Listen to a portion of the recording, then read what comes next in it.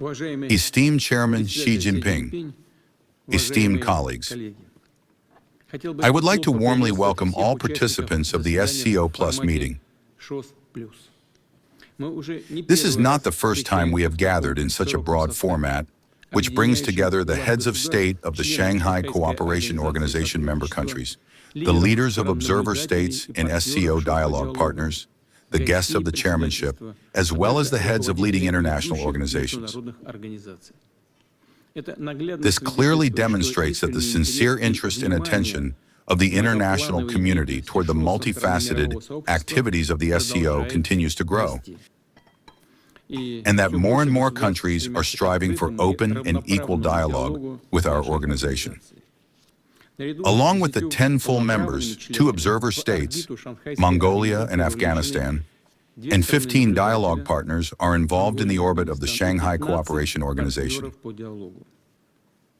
Taking this opportunity, I would like to congratulate President of Laos Thongloun Sisoulith on the fact that today, by unanimous decision of the Council of Heads of State, his country has also received partner status. Applications from more than a dozen additional states to join cooperation with the SCO as observers or dialogue partners are under consideration.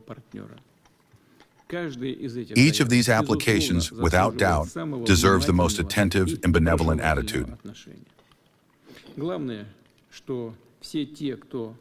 The main thing is that all those who wish to establish cooperation with the Shanghai Organization, share its values and ideals, are committed to pursuing an independent and sovereign policy, and to jointly seeking solutions to urgent problems.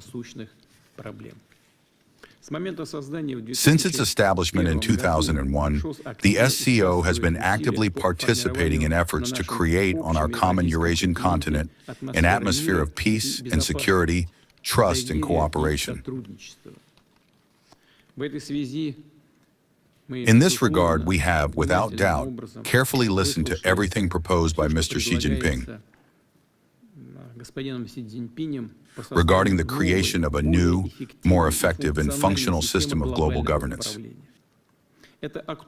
This is relevant in conditions when some countries still do not abandon their striving for diktat in international affairs. Russia supports the initiative of Chairman Xi Jinping and is interested in beginning a concrete discussion of the proposals put forward by our Chinese friends.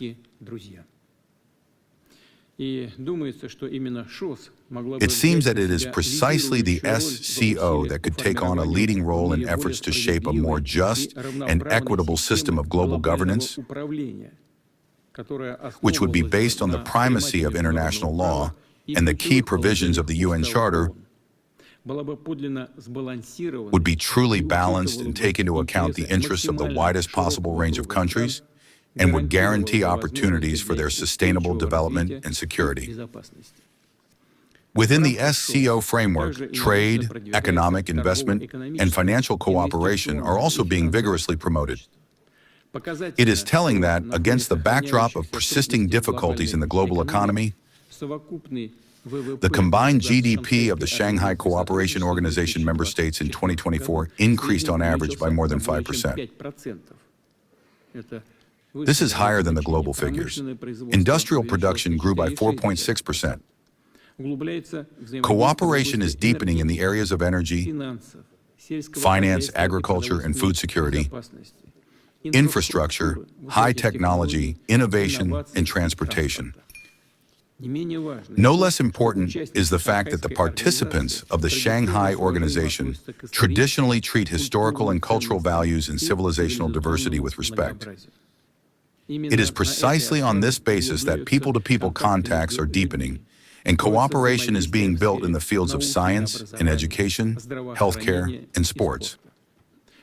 Taking this opportunity, I will mention that on September 20th, the International Television Contest of Popular Song Intervision will take place in Moscow. This large-scale project is aimed at promoting universal cultural and spiritual values.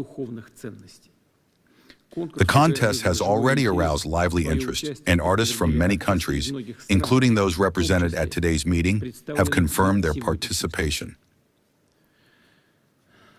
Otherwise, these traditional values are already being pushed to some sort of second plan in the international agenda. It is time to bring them back onto the international agenda.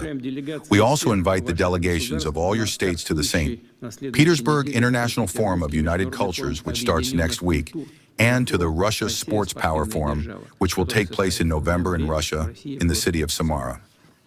Today's meeting will undoubtedly be useful and will help strengthen the friendly relations between all the states represented here, and will serve to update and broaden cooperation in the most diverse areas. Thank you for your attention.